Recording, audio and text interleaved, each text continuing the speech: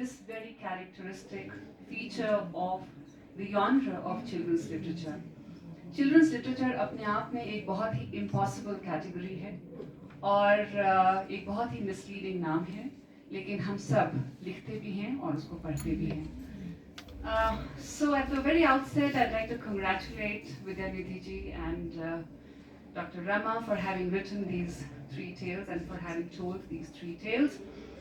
The introductory note, of course, also tries to diffuse the boundaries between children's tales and literature written for those who are not children by virtue of their biological age.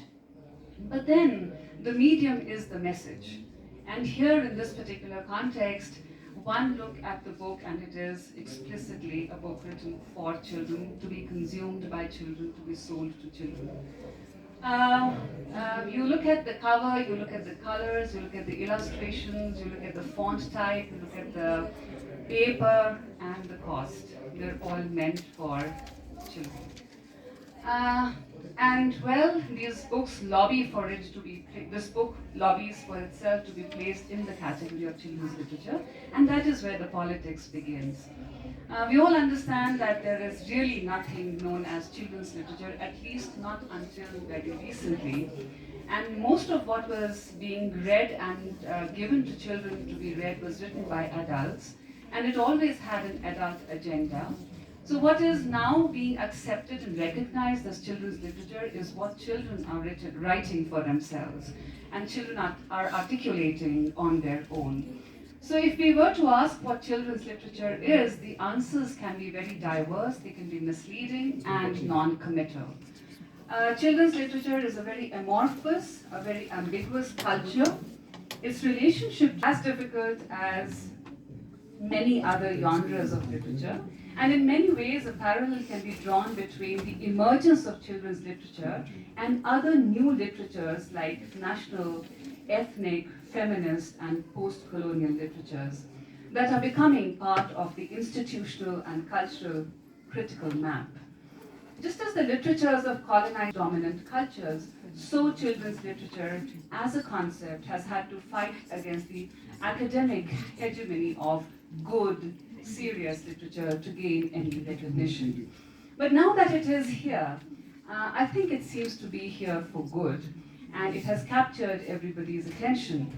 There are many varieties of literature that are now being written, produced, and consumed as children's literature, but a large section of what was earlier called children's literature actually overlaps with what we now know as folklore. And these tales and these fables were not written only for children. They were folk stories, they were fairy tales, and they belonged to the folklore of any community. And they were written and they were told to educate and to entertain a community that may now, in retrospect, seem innocent and ignorant, yet curious about the world. So as the introduction of the book states and implies that these are tales written for children, yes, but they are not only for children. They draw from the common storehouse of ideas, of concerns, tropes, and cultural perceptions. If we now recognize that folk is a serious matter, we also recognize that children are a serious matter, and we also then recognize that literature for children is a serious matter. Childhood itself was not a concept recognized until the late 18th century. It's a very recent phenomenon. उससे पहले childhood अपने आप में concept नहीं था.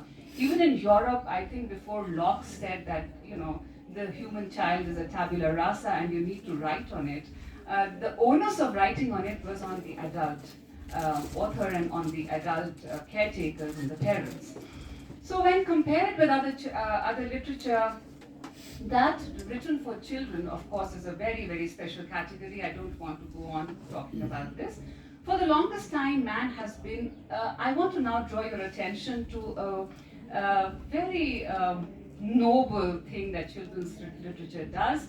And in doing this, it actually occupies a post-humanist space. For the longest time, man has been the center of his own universe. Man has been the center of his own narratives, and therefore we understand the universe from the perspective of human beings. Our understanding of our environment has always been anthropocentric, meaning that we understand things with relation to human beings. Humanism has advocated and encouraged this worldview, and it has done that more acutely than ever. And I risk stating here that humanism is probably the biggest culprit in our becoming so selfish and so cruel towards environment around us.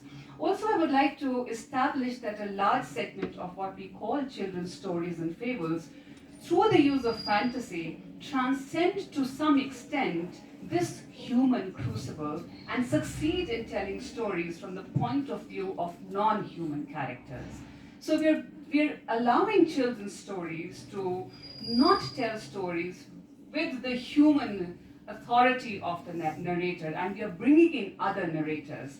I do not wish to turn my eye from the fact that these animals or rivers and trees in turn are anthropomorphic.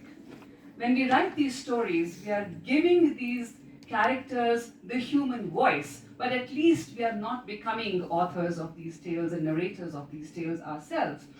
And thus, they reflect the human personality. Because these characters are human, anthropomorphic, but then it is these stories that come closest to the realm of the post-human theory, a late 20th century reaction to the anthropocentric nature of humanism and its location of man as the most precious thing in the world. That is what it is trying to counter.